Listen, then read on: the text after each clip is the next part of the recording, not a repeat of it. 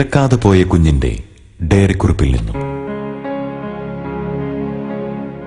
June 15. ഞാനൊരു കുഞ്ഞു പൊട്ടായി അമ്മയുടെ ഗർഭപാത്രത്തിൽ പറ്റിപ്പിടിച്ചിരിക്കുന്നു. ജൂൺ 22. ഇപ്പോൾ ഞാനൊരു കോശമായി. ജൂലൈ 5.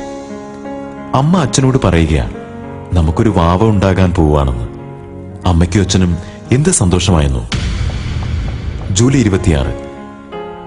എനിക്കിപ്പോ അമ്മ പോഷണങ്ങൾ തരാൻ തുടങ്ങിയല്ലോ. അച്ഛമ്മ പറഞ്ഞു അമ്മേനോട് നന്നായി ഭക്ഷണം കഴിക്കാൻ.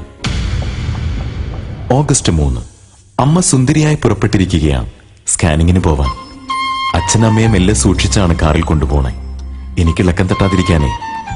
ഡോക്ടർ സ്കാനിങ് ചെയ്യുമ്പോ അമ്മയുടെ വയർ അമർത്തിയപ്പോ എനിക്ക് പേടിയായി. പിന്നെ അമ്മയുടെ വയറ്റിലാണല്ലോ എന്നത് എനിക്ക് ധൈര്യം തന്നു. ഓഗസ്റ്റ് 12. എനിക്കിപ്പോ കുഞ്ഞു കൈയും കാലും വയറും തലയൊക്കെ ഒന്നല്ലോ.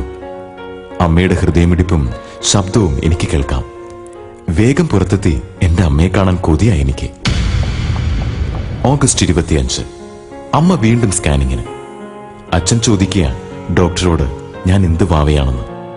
അപ്പൊ എനിക്ക് ദേഷ്യവും സങ്കടമൊക്കെ വന്നു. ഞാൻ ആദ്യമായി അമ്മ എന്റെ ഇളക്കത്തിലൂടെ എന്റെ പ്രതിഷേധം അറിയിച്ചു.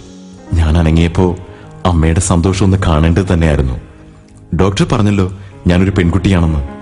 എനിക്ക് സന്തോഷമായി. നല്ല ഉടുപ്പൊക്കെ ഇട്ട് അങ്ങനെ നടക്കാം.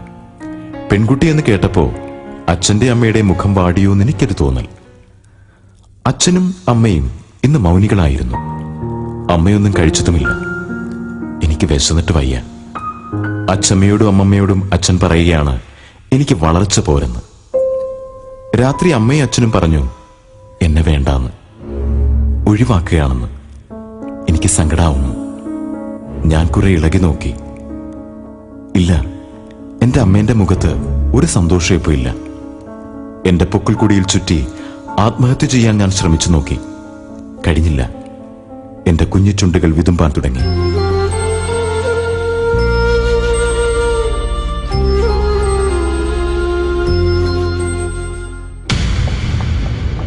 സെപ്റ്റംബർ 3.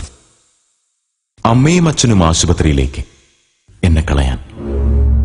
ഓപ്പറേഷൻ ടേബിളിൽ അമ്മയെ ഡോക്ടർ സൂചി വെച്ചപ്പോൾ അമ്മയ്ക്ക് വേദനിച്ചപ്പോ എനിക്കും സങ്കടം വന്നു. പാവ എന്റെ അമ്മ. അരണ്ട വെളിച്ചത്തിൽ ഡോക്ടർ മൂർച്ചയുള്ള ആയുധങ്ങളുമായി എന്റെ നേർക്ക് വന്നപ്പോ ഞാൻ പേടിച്ചു മാറി. എന്റെ പ്രതിഷേധം വകവയ്ക്കാതെ എന്റെ കുഞ്ഞു കാൽവിരലുകളെ അവരാദ്യം നുറുക്കിയെടുത്തു. വേദന കൊണ്ട് ഞാൻ പുളഞ്ഞു. പിന്നെ എന്റെ കാലുകൾ, കൈകൾ, ഉടൽ എല്ലാം 15 മിനിറ്റ് കൊണ്ട് അവർ കലക്കിയെടുത്തു. 4 മാസം പ്രായമുള്ള ഭ്രൂണമാണെങ്കിലും എനിക്കുണ്ടായിരുന്നു ആത്മാവ്. ഞാൻ കണ്ടു അമ്മയുടെയും അച്ഛന്റെയും മുഖത്ത് സന്തോഷം. അങ്ങനെ എന്റെ ആത്മാവും നിലാവിന്റെ കൽപ്പടവുകൾ കയറി യാത്ര തുടർന്നു. ഇനിയുള്ള കുറിപ്പിന് തീയതികളില്ല. കലണ്ടർ തൂങ്ങാത്ത ചുവരുകളില്ലാത്ത ലോകം ആദ്യം എന്നെ പേടിപ്പിച്ചെങ്കിലും പതുക്കെ മനസ്സ് തണുത്തുകൊണ്ടിരുന്നു. അവിടെ എത്തിയപ്പോ എന്റെ പ്രായത്തിലുള്ള കുറെ കുട്ടികൾ, കുഞ്ഞു ചേച്ചിമാർ, അമ്മയുടെ രൂപം തോന്നുന്ന കുറെ അമ്മമാർ അവരെന്നെ ഓടിവന്ന് കൂരിയെടുത്തുമ്മ വെച്ചു. ചേച്ചിമാർ കഥ പറഞ്ഞു തന്നു. ഈ ഭൂമിയിലെ കുഞ്ഞിക്കിളികളെ തന്റെ മൂർച്ചയേറിയ ഖഡ്ഗം കൊണ്ട് മുറിവേൽപ്പിച്ച് കൊല്ലുന്ന കഴുകന്മാരെക്കുറിച്ച്. അമ്മയുടെ താരാട്ടിൽ നിന്നും ഞാൻ കേട്ടു ഈ ഭൂമിയിലെ മനുഷ്യക്കുപ്പായമണിഞ്ഞ മാംസദാഹികളായ ചെന്നായ്ക്കളെക്കുറിച്ച്. എല്ലാം കേട്ടപ്പോൾ എന്റെ മനസ്സും തണുത്തു. അമ്മയോടും അച്ഛനോടും ഉള്ള ദേഷ്യവും മാറി. എന്റെ ഭാഗ്യത്തെക്കുറിച്ച് ഞാൻ ഓർത്തു. ഈ ഭൂമിയിൽ പെൺകുഞ്ഞായി പിറക്കാതെ പോയ എന്റെ ഭാഗ്യത്തെക്കുറിച്ച്.